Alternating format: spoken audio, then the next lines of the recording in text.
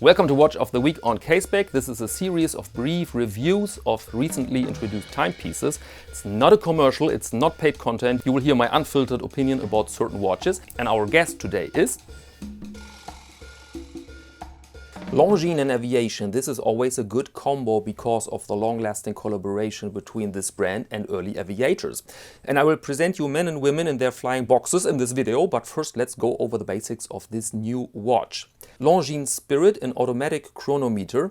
They introduced also a new chronograph, but I want to focus here on the three-hand watch, which comes with a steel case, 40 mm in diameter, sapphire dome crystal with anti-reflective coating, screw-down crown.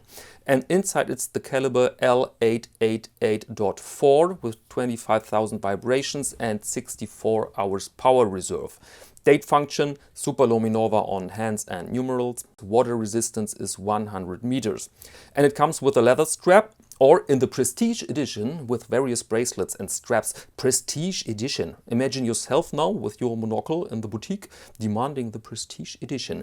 And the edition for simple folks starts around 2,000 euros or 2,200 US dollars. And they were so friendly to deliver these macro shots on which you can see the difference between cheap and expensive, between fast made and attention to detail.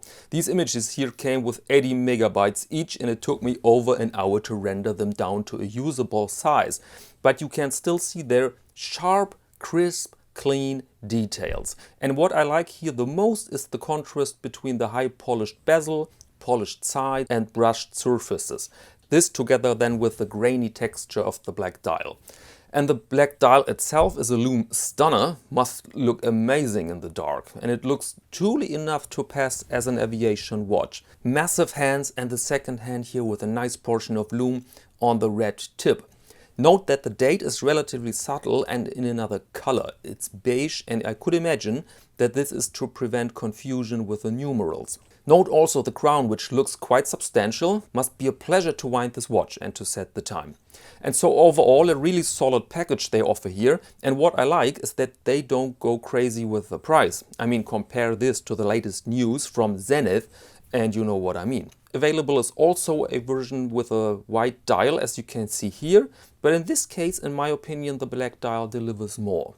To our Aviators now. Longines wants to commemorate with this watch 4 pilots, and all these men and women had a collaboration with the manufacturer, with the brand. First is Amelia Earhart. She flew solo, non-stop across the Atlantic in 1932, wearing a Longines chronograph.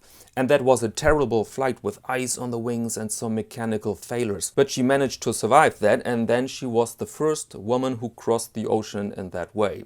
And here you see some proof that the chrono was on board.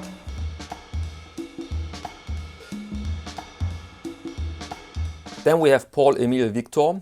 He spent 7 weeks crossing the Greenland ice cap in 1936 in the most brutal conditions you can imagine, with the little help of a Longines chronograph. And here is a letter from him as an old man, unfortunately in French, which I cannot read. Maybe a viewer is so friendly to translate a few words. In the comment section is plenty of room for that. Thanks in advance. Then we have here Elinor Smith, and she wanted to break the record of the highest altitude in 1931, but blacked out at 30,000 feet. The plane fell back to the ground, but in the last minute she woke up and managed to land. 10 days later she set a new record at 32,500 feet. And she was, by the way, the youngest pilot of her time. She got the license with 16 years. And here you see an historic ad from Longines, because there was always a close connection between watchmakers and athletes and pioneers. Last but not least, Hughes. He flew around the world in record time in 1938.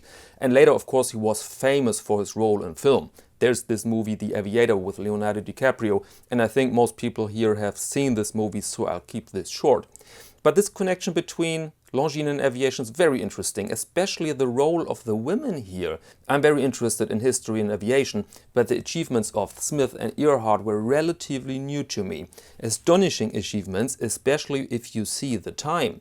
In the 30s, women mostly weren't allowed to work without the permission of the husband. They couldn't vote in most countries. And then come Elinor and Amelia here and they say, let's cross that bloody ocean. Fun fact at the end, the year in which women in Switzerland were allowed to vote was, drumroll please,